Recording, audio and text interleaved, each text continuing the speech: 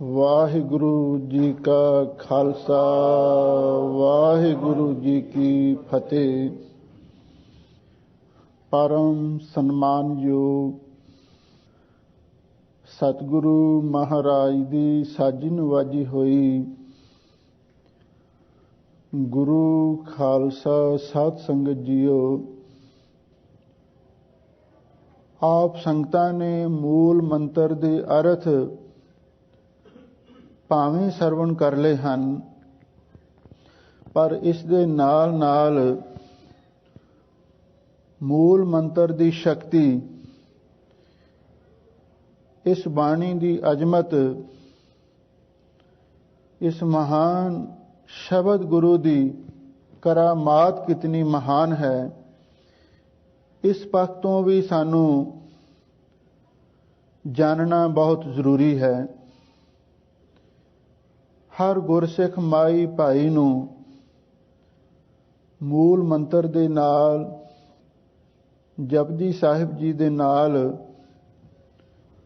ਸਤਿਗੁਰੂ ਦੀ ਸੰਪੂਰਨ ਬਾਣੀ ਦੇ ਨਾਲ ਜੁੜਨਾ ਚਾਹੀਦਾ ਹੈ। ਪਰ ਇਹ ਗੱਲ ਯਾਦ ਰੱਖੋ, ਗੁਰਬਾਣੀ ਦੇ ਆਦਿ ਵਿੱਚ ਸਤਿਗੁਰੂ ਨੇ ਇੱਕ ਓੰਕਾਰ ਲਿਖਿਆ ਹੈ। ਇੱਕ ਓੰਕਾਰ ਗੁਰਬਾਣੀ ਦਾ ਬੀਜ ਮੰਤਰ ਹੈ। ਮੂਲ ਮੰਤਰ ਗੁਰਬਾਣੀ ਦਾ ਪਹਿਲਾ ਮੁੱਢਲਾ ਬੁਨਿਆਦੀ ਮੰਤਰ ਹੈ। ਇੱਕ ਓੰਕਾਰ ਦੀ ਵਿਆਖਿਆ ਮੂਲ ਮੰਤਰ ਅੰਦਰ ਹੈ। ਮੂਲ ਮੰਤਰ ਦੀ ਵਿਆਖਿਆ ਜਪਜੀ ਸਾਹਿਬ ਬਾਣੀ ਦੇ ਅੰਦਰ ਹੈ। ਜਪਜੀ ਸਾਹਿਬ ਬਾਣੀ ਧੰਨ ਗੁਰੂ ਨਾਨਕ ਦੇਵ ਮਹਾਰਾਜ ਦੀ ਉਚਾਰਨ ਕੀਤੀ ਹੋਈ ਬਾਣੀ ਹੈ। ਜਪਜੀ ਸਾਹਿਬ ਜੀ ਨੂੰ ਧੰਨ ਗੁਰੂ ਅਰਜਨ ਦੇਵ ਮਹਾਰਾਜ ਨੇ ਸਾਹਿਬ ਸ੍ਰੀ ਗੁਰੂ ਗ੍ਰੰਥ ਸਾਹਿਬ ਜੀ ਦੇ ਅੰਦਰ ਪ੍ਰਥਮ ਅਸਥਾਨ ਬਖਸ਼ਿਸ਼ ਕੀਤਾ ਹੈ। ਇਸ ਲਈ ਇਸ ਬਾਣੀ ਨੂੰ ਪ੍ਰਧਾਨ ਬਾਣੀ ਵੀ ਆਖਿਆ ਜਾਂਦਾ ਹੈ।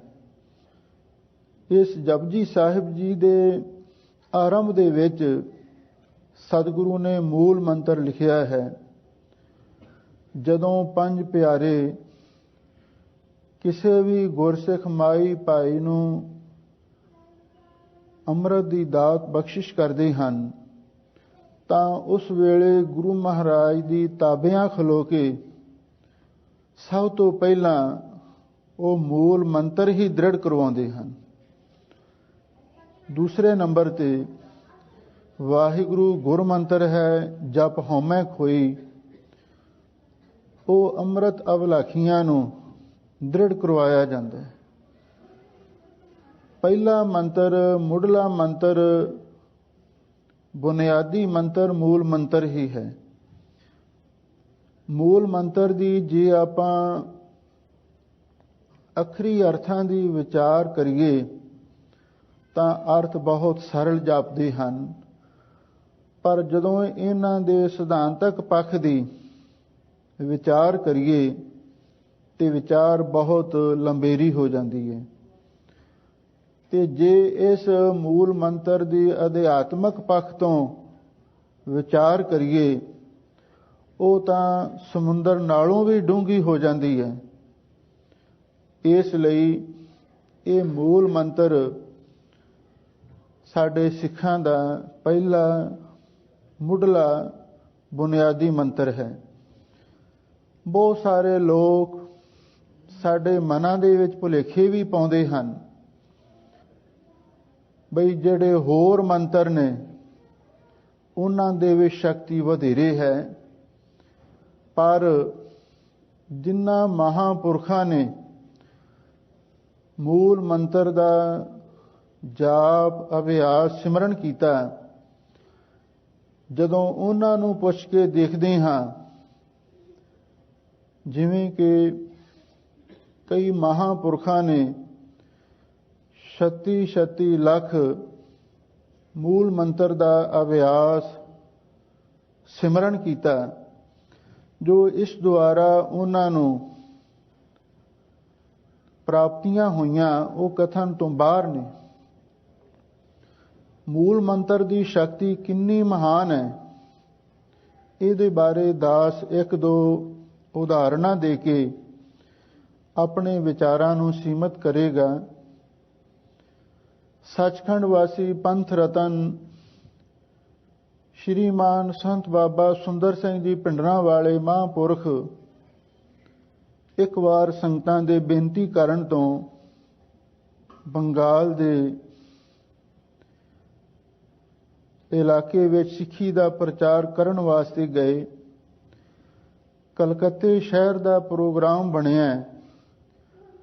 ਸੰਗਤਾਂ ਨੇ ਬੇਅੰਤ ਮਹਾਂਪੁਰਖਾਂ ਦਾ ਸਤਿਕਾਰ ਕੀਤਾ, ਆਦਰ ਕੀਤਾ, ਸਨਮਾਨ ਕੀਤਾ। ਇੱਕ ਉੱਥੇ ਤਾਂਤਰਿਕ ਵਿਅਕਤੀ ਸੀ। ਜਦੋਂ ਵੀ ਮਹਾਂਪੁਰਖਾਂ ਨੇ ਜਾਣਾ, ਨਾਲ ਸੰਗਤਾਂ ਦੇ ਭਾਰੀ ਇਕੱਠ ਨੂੰ ਵੇਖ ਕੇ ਉਹਦੇ ਮਨ ਦੇ ਵਿੱਚ ਈਰਖਾ ਤੇ ਜੈਲਸ ਪੈਦਾ ਹੋ ਗਈ, ਕਿਉਂਕਿ ਉਸ ਨੂੰ ਆਪਣੀ ਤੰਤਰ ਵਿਦਿਆ ਦਾ ਘਮੰਡ ਸੀ। ਉਸਨੇ ਆਪਣੇ ਮਨ ਵਿੱਚ ਖਿਆਲ ਕੀਤਾ, ਆ ਜਿੰਨੇ ਲੋਕ ਇਹਨਾਂ ਦੇ ਮਗਰ ਲੱਗੇ ਹੋਏ ਨੇ, ਤੇ ਜੇ ਮੈਂ ਆਪਣਾ ਕੋਈ ਜੰਤਰ ਮੰਤਰ ਚਲਾ ਕੇ ਮਹਾਂਪੁਰਖਾਂ ਤੇ ਉਹਨਾਂ ਨੂੰ ਵਸ ਕਰ ਲਵਾਂ ਤੇ ਸਾਰੀ ਦੁਨੀਆ, ਸਾਰੀ ਸੰਗਤ ਮੇਰੇ ਮਗਰ ਲੱਗ ਜਾਵੇਗੀ। ਇੱਕ ਗੱਲ ਯਾਦ ਰੱਖਣ ਵਾਲੀ ਹੈ, ਜਿੰਨੇ ਵੀ ਸਾਧੂ ਮਹਾਤਮਾ ਕੋਈ ਰਿੱਧੀਆਂ ਸਿੱਧੀਆਂ ਵਾਲੇ ਕਰਾਮਾਤੀ ਲੋਕ ਹੁੰਦੇ ਨੇ, ਕਿਸੇ ਦੀ ਵਡਿਆਈ ਨੂੰ ਦੇਖ ਕੇ ਜਰਨਾ ਉਹਨਾਂ ਦੇ ਲਈ ਵੀ ਬਹੁਤ ਮੁਸ਼ਕਲ ਹੁੰਦਾ ਹੈ। ਹੁਣ ਉਸਨੇ ਸੋਚਿਆ ਬਈ ਇਹ ਤਾਂ ਕੇਵਲ ਪ੍ਰਚਾਰਕ ਨੇ, ਵਿਦਵਾਨ ਨੇ, ਮੇਰੇ ਪਾਸ ਤੰਤਰ ਵਿਦਿਆ ਦੀ ਸ਼ਕਤੀ ਹੈ। ਉਸਨੇ ਆਪਣਾ ਮੰਤਰ ਪੜ੍ਹ ਕੇ ਮਹਾਂਪੁਰਖ ਉਹਦੇ ਅੱਗੋਂ ਦੀ ਲੰਘ ਰਹੇ ਸਨ। ਇੱਕ ਤਾਂਬੇ ਦੀ ਤਾਰ ਮਹਾਂਪੁਰਖਾਂ ਵੱਲ ਸੁੱਟੀ, ਤੇ ਜਦੋਂ ਮਹਾਂਪੁਰਖਾਂ ਵੱਲ ਸੁੱਟੀ, ਮਹਾਂਪੁਰਖ ਉਸ ਵੇਲੇ ਮੂਲ ਮੰਤਰ ਦਾ ਸਿਮਰਨ ਕਰ ਰਹੇ ਸਨ। ਜਦੋਂ ਮੂਲ ਮੰਤਰ ਦੇ ਸਿਮਰਨ ਦੇ ਵਿੱਚ ਮਹਾਂਪੁਰਖਾਂ ਦੀ ਸੁਰਤ ਜੁੜੀ ਹੋਈ ਸੀ, ਤਾਂ ਉਹ ਮੰਤਰ ਉਲਟ ਕੇ ਉਸੇ ਤਾਂਤਰਿਕ ਤੇ ਜਾ ਪਿਆ। ਕੀ ਹੋਇਆ, ਦੇਖਣ ਵਾਲੇ ਗੁਰਮੁਖ ਪਿਆਰਿਆਂ ਨੇ ਦੱਸਿਆ, ਜਿਵੇਂ ਉਸ ਦਾ ਸਰੀਰ ਅੱਗ ਵਿੱਚ ਸੜ ਰਿਹਾ ਹੁੰਦਾ ਹੈ, ਇਸ ਤਰ੍ਹਾਂ ਉਹ ਤੇ ਹਾਲ ਦੁਹਾਈ ਪਾਉਣ ਲੱਗਿਆ, ਮੈਂ ਮਰ ਗਿਆ, ਮੈਂ ਸੜ ਗਿਆ, ਮੈਨੂੰ ਬਚਾਓ। ਮਹਾਂਪੁਰਖਾਂ ਨੇ ਮਿਹਰ ਪਈ ਦ੍ਰਿਸ਼ਟੀ ਨਾਲ ਉਸ ਵੱਲ ਤੱਕਿਆ ਤੇ ਹੱਥ ਨਾਲ ਆਸ਼ੀਰਵਾਦ ਦਿੱਤੀ। ਉਸੇ ਵੇਲੇ ਉਹ ਸ਼ਾਂਤ ਹੋ ਗਿਆ। ਕਿਸੇ ਨਾਲ ਦੇ ਸਿੰਘ ਨੂੰ ਵੀ, ਹੋਰ ਕਿਸੇ ਸੰਗਤ ਦੇ ਕਿਸੇ ਗੁਰਸਿੱਖ ਨੂੰ ਵੀ ਅੰਦਰੂਨੀ ਗੱਲ ਦਾ ਕੁਝ ਵੀ ਪਤਾ ਨਾ ਲੱਗ ਸਕਿਆ।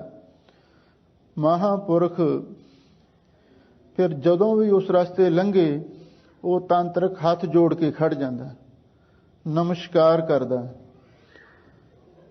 ਇੱਕ ਦਿਨ ਸੁਭਾਵਕ ਸਿੰਘਾਂ ਨੇ ਪੁੱਛਿਆ ਕਿ ਮਹਾਂਪੁਰਖੋ, ਇਹ ਕੀ ਕਾਰਨ ਹੈ? ਇਹ ਜਿਹੜਾ ਤਾਂਤਰਿਕ ਬੰਦਾ ਸੀ, ਅੱਗੇ ਤੇ ਕਦੇ ਉੱਠ ਕੇ ਨਹੀਂ ਸੀ ਖਲੋਂਦਾ, ਪਰ ਹੁਣ ਜਦੋਂ ਵੀ ਆਪ ਇਸ ਦੇ ਅੱਗੋਂ ਦੀ ਰਸਤੇ ਤੇ ਲੰਘਦੇ ਹੋ, ਹੱਥ ਜੋੜ ਕੇ ਖਲੋ ਜਾਂਦਾ ਹੈ। ਤਾਂ ਮਹਾਂਪੁਰਖ ਕਹਿਣ ਲੱਗੇ, ਭਾਈ ਇਹ ਗੁਰੂ ਨਾਨਕ ਸਾਹਿਬ ਦੀ ਕਿਰਪਾ ਹੈ।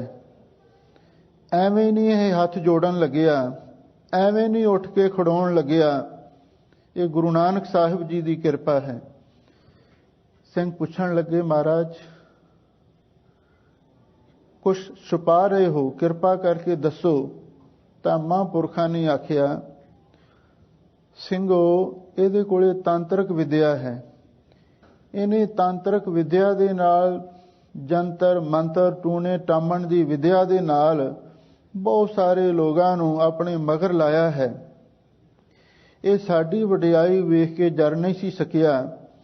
ਇਹਨੇ ਆਪਣੀ ਤੰਤਰ ਸ਼ਕਤੀ ਦਾ ਸਾਡੇ ਤੇ ਵੀ ਪ੍ਰਯੋਗ ਕੀਤਾ, ਪਰ ਸਾਡੇ ਤੇ ਗੁਰੂ ਨਾਨਕ ਦੀ ਮਿਹਰ ਸੀ।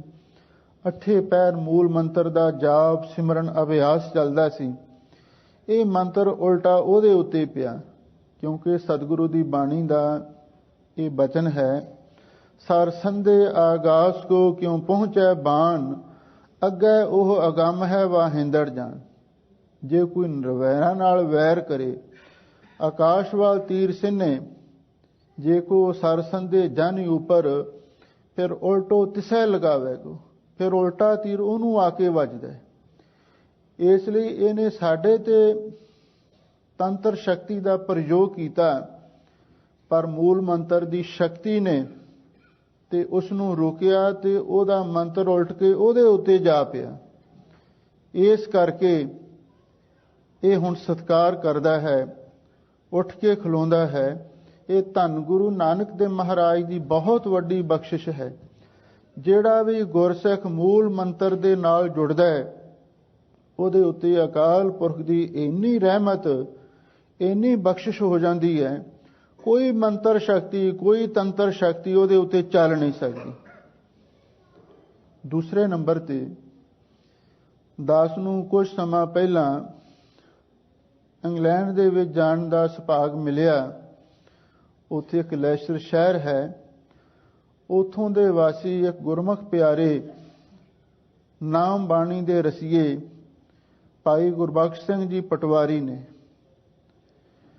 ਉਹਨਾਂ ਨੇ ਦਾਸ ਦੇ ਕੋਲ ਆ ਕੇ ਵਿਚਾਰ ਸਾਂਝੇ ਕੀਤੇ।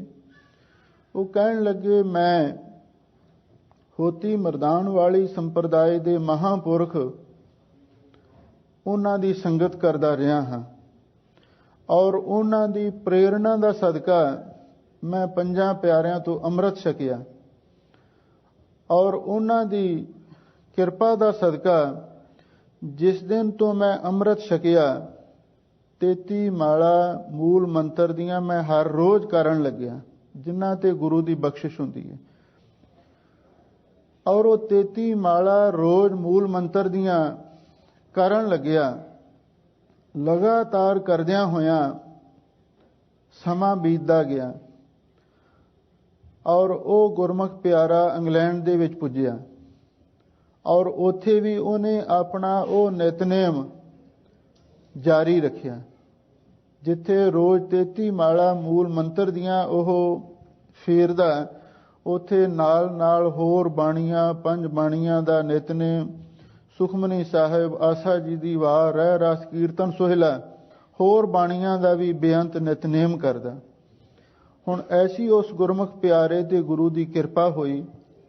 ਇਹ ਗੱਲ ਸੁਣੀ ਸੁਣਾਈ ਨਹੀਂ, ਉਸ ਗੁਰਮੁਖ ਪਿਆਰੇ ਨੇ ਆਪਣੇ ਮੁਖਾਰਬਿੰਦ ਤੋਂ ਆਪ ਦੱਸੀ। ਉਹ ਕਹਿਣ ਲੱਗਾ, ਇੱਥੇ ਇੱਕ ਮੁਸਲਮਾਨਾਂ ਦਾ ਪੀਰ ਆਇਆ ਹੈ, ਔਰ ਉਸ ਪੀਰ ਦੇ ਮਗਰ ਬੜੀ ਦੁਨੀਆ ਲੱਗੀ, ਕਿਉਂਕਿ ਉਸਨੇ ਬੜੇ ਸ਼ਿਲੇ ਕੱਢੇ ਹੋਏ ਸਨ।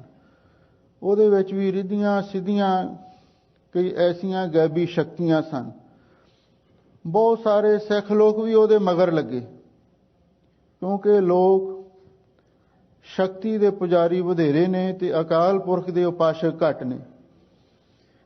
ਤੇ ਜਦੋਂ ਬਹੁਤ ਸਾਰੇ ਲੋਕ ਉਸ ਪੀਰ ਦੇ ਮਗਰ ਲੱਗੇ, ਇਹ ਕਿਸੇ ਗੁਰਮੁਖ ਪਿਆਰੇ ਨੇ ਭਾਈ ਗੁਰਬਖਸ਼ ਸਿੰਘ ਪਟਵਾਰੀ ਨੂੰ ਆ ਕੇ ਆਖਿਆ ਕਿ ਭਾਈ ਸਾਹਿਬ ਜੀ, ਪੀਰ ਸਾਹਿਬ ਆਏ ਨੇ, ਬੜੀ ਦੁਨੀਆ ਉਹਨਾਂ ਦੇ ਕੋਲ ਜਾਂਦੀ ਹੈ, ਚਲੋ ਤੁਹਾਨੂੰ ਵੀ ਉਹਨਾਂ ਦੇ ਦਰਸ਼ਨ ਕਰਵਾਈਏ। ਭਾਈ ਗੁਰਬਖਸ਼ ਸਿੰਘ ਜੀ ਕਹਿਣ ਲੱਗੇ, ਭਲਿਆ ਲੋਕਾ, ਮੈਂ ਤੇ ਬਸ ਗੁਰਦੁਆਰੇ ਜਾ ਕੇ ਸਤਿਗੁਰੂ ਦੇ ਦਰਸ਼ਨ ਦੀਦਾਰ ਕਰਦਾ ਹਾਂ, ਜਾਂ ਗੁਰੂ ਦੀ ਸੰਗਤ ਦੇ, ਜਾਂ ਕੋਈ ਗੁਰਮੁਖ ਪਿਆਰਾ ਮਹਾਂਪੁਰਖ ਆ ਜਾਂਦਾ ਹੈ, ਮੈਂ ਉਹਦੇ ਕੋਲ ਜਾਣਾ ਹਾਂ। ਉਹ ਇੱਕ ਮੁਸਲਮਾਨ ਪੀਰ ਤੇ ਅਸੀਂ ਗੁਰੂ ਦੇ ਸਿੱਖ, ਸਾਡਾ ਉਹਦੇ ਨਾਲ ਕੀ ਸੰਬੰਧ, ਮੈਂ ਨਹੀਂ ਉਸ ਦੇ ਪਾਸ ਜਾ ਸਕਦਾ। ਫਿਰ ਉਸ ਸੱਜਣ ਨੇ ਕਿਹਾ, ਬਈ ਉੱਥੇ ਤਾਂ ਬਹੁਤ ਸਾਰੇ ਸਿੱਖ ਨੇ ਜਿਹੜੇ ਪੀਰ ਸਾਹਿਬ ਦੇ ਕੋਲ ਜਾਂਦੇ ਨੇ, ਤੁਹਾਡੇ ਜਾਣ ਦੇ ਨਾਲ ਕੀ ਹਰਜ ਹੈ। ਤਾਂ ਭਾਈ ਸਾਹਿਬ ਨੇ ਫਿਰ ਆਖਿਆ, ਨਹੀਂ ਮੇਰਾ ਮਨ ਨਹੀਂ ਮੰਨਦਾ। ਉਹ ਸੱਜਣ ਨੇ ਫਿਰ ਉੱਤੇ ਪ੍ਰੈਸ਼ਰ ਪਾਇਆ, ਕਹਿਣ ਲੱਗਾ, ਭਾਈ ਸਾਹਿਬ ਜੀ ਜੇ ਇੱਕ ਵਾਰੀ ਤੁਸੀਂ ਚਲੇ ਵੀ ਜਾਓਗੇ ਤਾਂ ਕੀ ਫਰਕ ਪੈਣ ਲੱਗਿਆ, ਤੁਹਾਨੂੰ ਜ਼ਰੂਰ ਜਾਣਾ ਚਾਹੀਦਾ। ਪੀਰ ਸਾਹਿਬ ਬਹੁਤ ਪਹੁੰਚੇ ਹੋਏ ਨੇ। ਚਲੋ ਜਦੋਂ 3 ਵਾਰੀ ਬਾਰ-ਬਾਰ ਆਖਿਆ ਤੇ ਉਹ ਕਹਿਣ ਲੱਗੇ, ਭਾਈ ਚੰਗਾ ਮੇਰਾ ਤੇ ਮਨ ਨਹੀਂ ਮੰਨਦਾ, ਪਰ ਤੇਰੇ ਕਹੇ ਮੁਤਾਬਕ ਮੈਂ ਇੱਕ ਵਾਰੀ ਤੇਰੇ ਨਾਲ ਜਾ ਸਕਦਾ ਹਾਂ। ਚਲੋ ਉਹਨਾਂ ਦੱਸਿਆ ਕਿਸੇ ਦੇ ਘਰ ਉਹਨਾਂ ਦੀ ਰਿਹਾਇਸ਼ ਸੀ। ਉਹ ਸੱਜਣ ਉਹਨਾਂ ਨੂੰ ਨਾਲ ਲੈ ਕੇ ਪੀਰ ਸਾਹਿਬ ਜੀ ਦੀ ਰਿਹਾਇਸ਼ ਤੇ ਪਹੁੰਚ ਗਿਆ ਔਰ ਉੱਥੇ ਪੀਰ ਸਾਹਿਬ ਨੇ ਆਪਣਾ ਲੰਗਰ ਚਲਾਇਆ ਹੋਇਆ ਸੀ। ਜਿਹੜਾ ਵੀ ਆਵੇ ਤੇ ਸੇਵਾਦਾਰ ਇਹ ਗੱਲ ਕਹਿਣ, ਬਈ ਪਹਿਲਾਂ ਖਾਣਾ ਖਾਓ, ਲੰਗਰ ਛਕੋ। ਬਹੁਤੇ ਲੋਕ ਇਸ ਗੱਲ ਦੀ ਵਿਚਾਰ ਘੱਟ ਕਰਦੇ ਨੇ, ਪਰ ਇਸ ਗੁਰਮੁਖ ਪਿਆਰੇ ਦੇ ਗੁਰੂ ਦੀ ਰਹਿਮਤ ਸੀ। ਇਹਨੇ ਸੁਭਾਵਕ ਪੁੱਛ ਲਿਆ, ਬਈ ਲੰਗਰ ਵਿੱਚ ਕੀ ਤੁਸੀਂ ਬਣਾਇਆ ਹੋਇਆ? ਤੇ ਜਦੋਂ ਇਹ ਸਵਾਲ ਕੀਤਾ ਤਾਂ ਕਿਸੇ ਨੇ ਦੱਸ ਦਿੱਤਾ ਵੀ ਇੱਥੇ ਤਾਂ ਕੁੱਠਾ ਮਾਸ ਰਿੰਨਿਆ ਹੋਇਆ। ਸਾਡੀ ਹਾਲਤ ਦੇਖੋ, ਸਿੱਖ ਵੀ ਛਕ ਰਹੇ ਸੀ, ਦੂਜੇ ਲੋਕ ਵੀ ਛਕ ਰਹੇ ਸੀ। ਤੇ ਇਸ ਗੁਰਮੁਖ ਪਿਆਰੇ ਨੇ ਆਖਿਆ, ਉਹ ਮੈਂ ਤੇ ਘਰ ਜਾ ਕੇ ਲੂਣ ਦੇ ਨਾਲ ਪ੍ਰਸ਼ਾਦਾ ਛਕ ਲਵਾਂਗਾ, ਪਰ ਮੈਂ ਇਹ ਖਾਣਾ ਨਹੀਂ ਖਾ ਸਕਦਾ, ਮੈਂ ਤੁਹਾਡਾ ਲੰਗਰ ਨਹੀਂ ਖਾ ਸਕਦਾ। ਜਦੋਂ ਉਸਨੇ ਜਵਾਬ ਦਿੱਤਾ, CID ਵਾਲੇ ਬੰਦੇ ਵੀ ਨਾਲ ਹੀ ਫਿਰਦੇ ਹੁੰਦੇ। ਕਿਸੇ ਨੇ ਜਾ ਕੇ ਅੰਦਰ ਪੀਰ ਨੂੰ ਦੱਸ ਦਿੱਤਾ ਕਿ ਪੀਰ ਸਾਹਿਬ ਜੀ ਇੱਕ ਐਸਾ ਕੋਈ ਗੁਰਮੁਖ ਪਿਆਰਾ ਆਇਆ ਹੈ, ਉਹ ਕਹਿੰਦਾ ਮੈਂ ਲੰਗਰ ਨਹੀਂ ਛਕਣਾ। ਇਹ ਵੀ ਧਰਮ ਪ੍ਰਸ਼ਟ ਕਰਨ ਵਾਲੀ ਗੱਲ ਹੀ ਹੁੰਦੀ ਹੈ। ਉਹ ਕਹਿੰਦਾ ਮੈਂ ਲੰਗਰ ਨਹੀਂ ਛਕਣਾ। ਤੇ ਉਸ ਪੀਰ ਨੇ ਗੱਲ ਸੁਣਦਿਆਂ ਸਾਰ ਉਹਨੂੰ ਪੁੱਛਿਆ, ਉਹ ਕੌਣ ਹੈ, ਕਿੱਥੇ ਹੈ? ਔਰ ਉਸੇ ਵੇਲੇ ਉਸਨੇ ਇਸ਼ਾਰਾ ਕੀਤਾ, ਉਹ ਸਾਹਮਣੇ ਸਿੰਘ ਖੜਾ ਹੈ। ਤੇ ਪੀਰ ਸਾਹਿਬ ਨੇ ਆਪਣੇ ਕਮਰੇ ਅੰਦਰੋਂ ਝਾਤੀ ਮਾਰ ਕੇ ਉਸ ਸਿੰਘ ਵੱਲ ਤੱਕਿਆ ਤੇ ਫਿਰ ਕੁਝ ਸਮੇਂ ਤੋਂ ਬਾਅਦ ਉਹ ਬਾਹਰ ਨਿਕਲਿਆ। ਉਸਨੇ ਦੂਰ ਖੜ ਕੇ ਜਿਹੜੀ ਉਹਦੇ ਵਿੱਚ ਕੋਈ ਸ਼ਕਤੀ ਸੀ, ਛਿਲੇ ਕੱਢੇ ਹੋਏ ਸਨ ਔਰ ਉਹਨਾਂ ਨੂੰ ਵਰਤ ਕੇ ਤੇ ਸਿੰਘ ਉਤੇ ਆਪਣਾ ਪ੍ਰੈਸ਼ਰ, ਆਪਣਾ ਪ੍ਰਭਾਵ ਪਾਉਣਾ ਚਾਹਿਆ। ਉਸ ਗੁਰਮੁਖ ਸਿੰਘ ਪਟਵਾਰੀ ਨੇ ਇਹ ਬਚਨ ਦੱਸਿਆ। ਉਹ ਕਹਿੰਦਾ, ਜਦੋਂ ਉਸ ਪੀਰ ਨੇ ਮੇਰੇ ਉੱਤੇ ਆਪਣਾ ਕੋਈ ਮੰਤਰ ਸ਼ਕਤੀ ਦਾ, ਕੋਈ ਤੰਤਰ ਸ਼ਕਤੀ ਦਾ ਪ੍ਰਭਾਵ ਪਾਉਣਾ ਚਾਹਿਆ, ਮੇਰੇ ਵੱਲ ਇੱਕ ਟੱਕ ਦੇਖਦਾ ਰਿਹਾ। ਕੁਝ ਸਮੇਂ ਤੋਂ ਬਾਅਦ ਮੈਨੂੰ ਇਹ ਮਹਿਸੂਸ ਹੋਣ ਲੱਗਿਆ ਜਿਵੇਂ ਕਿ ਮੇਰਾ ਸਰੀਰ ਬਿਲਕੁਲ ਜੜ ਹੋਣ ਲੱਗਿਆ। ਮੈਂ ਸੋਚਿਆ, ਬਈ ਇਹ ਕੀ ਹੋ ਰਿਹਾ ਹੈ? ਮੈਨੂੰ ਕੁਝ ਨਹੀਂ ਪਤਾ ਸੀ ਇਹ ਕੌਣ ਕੀ ਕਰ ਰਿਹਾ ਹੈ। ਪਰ ਮੇਰੇ ਤੇ ਗੁਰੂ ਨਾਨਕ ਸਾਹਿਬ ਜੀ ਨੇ ਰਹਿਮਤ ਕੀਤੀ।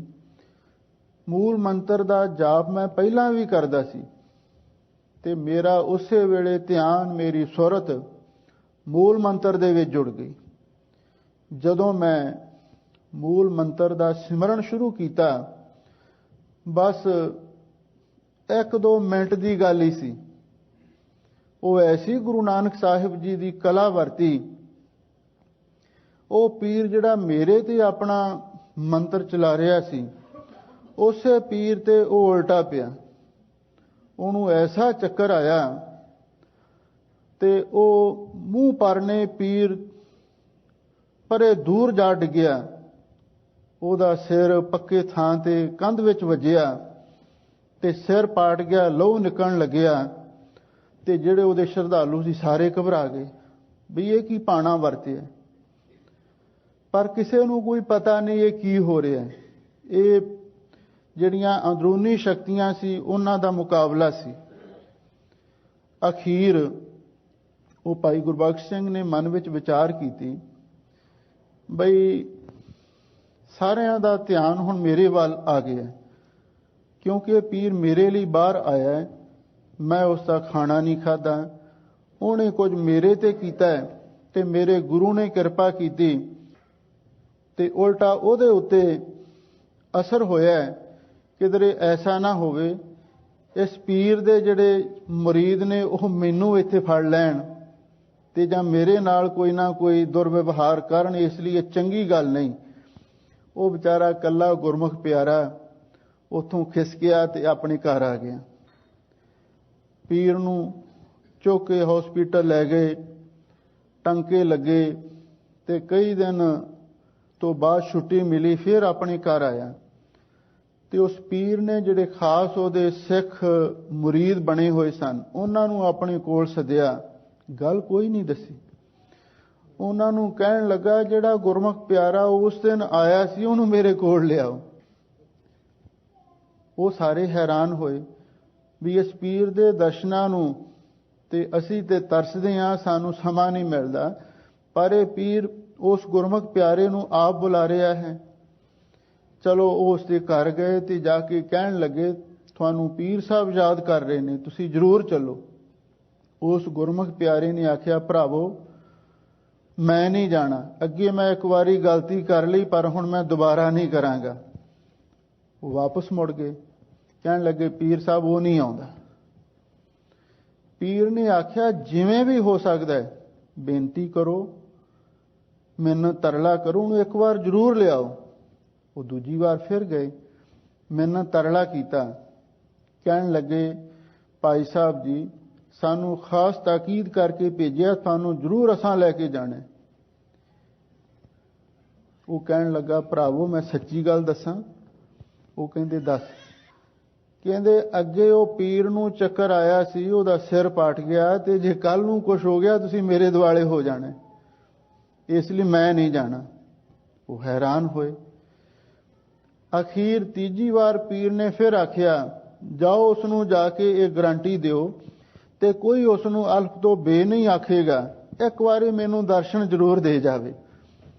ते जदों तीजी बार बंदे भेजे ते चले उस गुरमुख प्यारे ने सतगुरु दे चरनां 'च अरदास कीती, उठ के तुर पिया। जदों पीर दे कोल गया ते पीर उहदे स्वागत लई अगे खड़ा है, घर तो बाहर निकल के। सारे सिंह हैरान ने, सारे देखण वाले हैरान ने। उस पीर ने सब नूं आख्या तुसीं सारे बाहर खड़ो, कल्ले उस गुरमुख प्यारे नूं अपने कमरे विच जिथे उहदा आसन सी उत्थे लै गया। भाई गुरबख्श सिंह जी ने यह बचन आप दसिया। वो कहण लगे उस पीर ने उस कमरे दे विच लिजा के जिथे उहदा अपना आसन विछाया होया सी ते मैनूं कहण लगा तू इहदे उत्ते बैठ। वो कहे मैं इस ते नहीं बैठ सकदा, ये तुहाडा आसन है। नहीं, तुहानूं बहना पवेगा। चलो मल्लो मल्ली उन्हां नूं अपने आसन ते बैठाया। उस तो बाद उस पीर ने 10,000 पाउंड, आ सुनने वाली गल है गौर दे नाल, 10,000 पाउंड ते एक बड़ी कीमती तस्बी, पता नहीं हीरे मोतियां दी होवेगी, उस गुरमुख प्यारे नूं भेंट कीती। उहनूं कहण लगा बई मैं तेथों हैरान हाँ, मैं मुहम्मद साहब दी वंश दे विचों हाँ, 14वीं गद्दी ते हाँ, मैं 18 शिले कढ़े ने। उन्हें सारी अपनी विथया दसी। मेरे विच बड़ी शक्ति है, मेरे सामने कोई नहीं खलो सकता, मैं अपनी उस मंत्र शक्ति नाल सारियां नूं वस की कर लेना हाँ।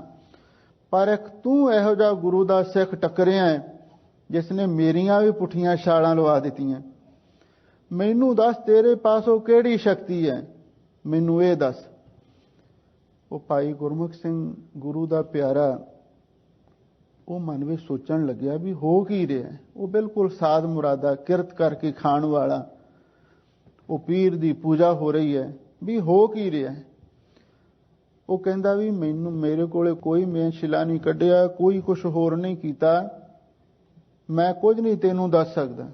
वो पीर कहण लगा देख मैं तेनू अपनी सारी दिल दी गल गुप्त गल दस चुकिया हाँ, ते तेरा भी फर्ज बनदा है तू भी मैनू अपनी दिल दी गल दस देवें।